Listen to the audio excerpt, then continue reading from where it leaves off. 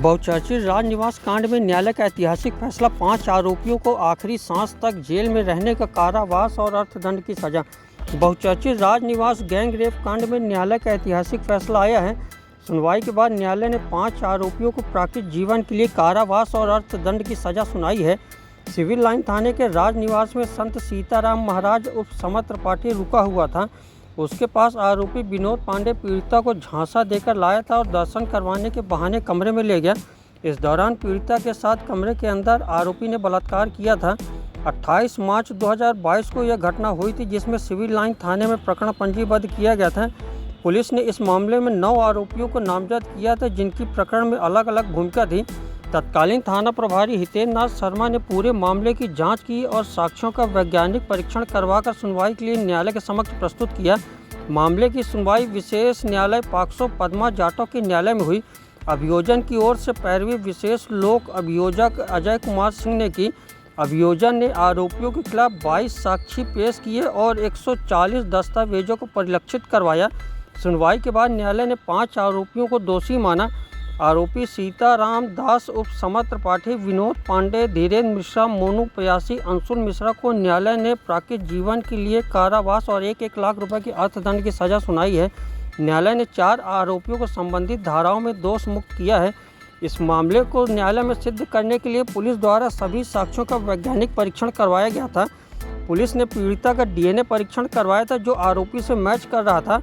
इसके अतिरिक्त cyber location और CDR की मदद से भी पुलिस ने आरोपियों के खिलाफ न्यायालय में अपराध सिद्ध करवाया है। ये मामला 28 मार्च 2022 का है। इसमें सतना की एक बच्ची थी, जिसकी उम्र 17 साल से अधिक थी पूरे। वो यहाँ पढ़ती थी। उसका विद्यालय में कुछ काम था उसके, तो विनोद पांडे उसको बार बार फ़ोन करके बुलाते थे। वो कहते थे कि आओ, तुम्हारा काम हम करवा देंगे।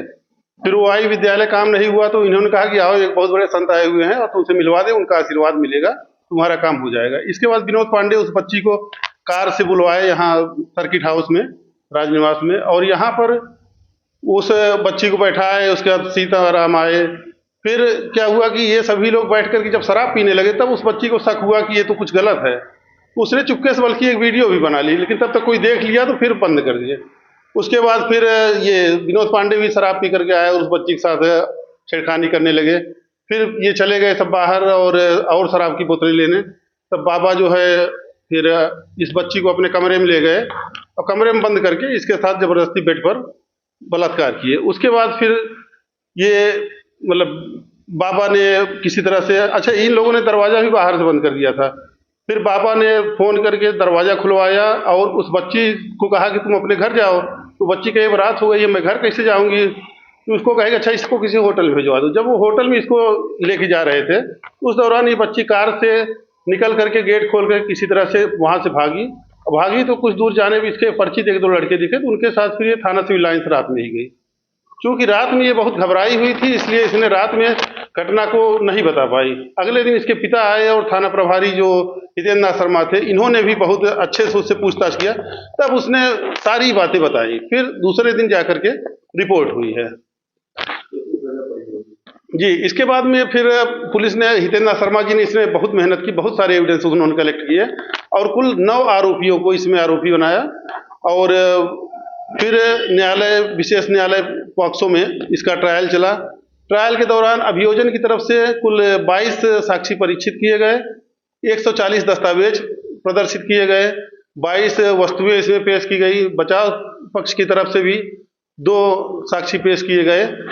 और सारी चीज़ों को देखते हुए न्यायालय ने भी इस मामले को गंभीर समझते हुए बहुत सूक्ष्म विवेचना करके इसमें 5 आरोपियों को दोषी पाया और 4 को दोष मुक्त किया गया।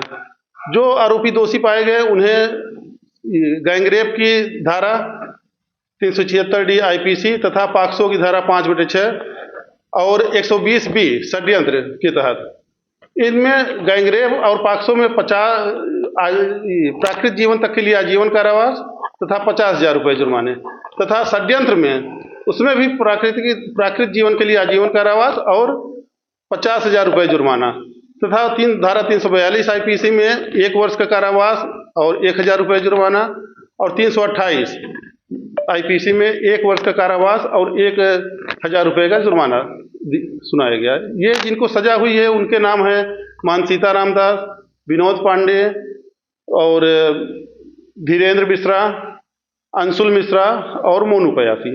और 4 जो दोषमुक्त हुए हैं वे हैं संजय त्रिपाठी और जाह्नवी दुबे, तौसीद अंसारी और एक व्यक्ति और है, मुझे नाम नहीं ध्यान आ रहा है इस समय जी। जी, ये श्रीमती पद्मा जाटव की पॉक्सो कोर्ट की विशेष न्यायालय थी।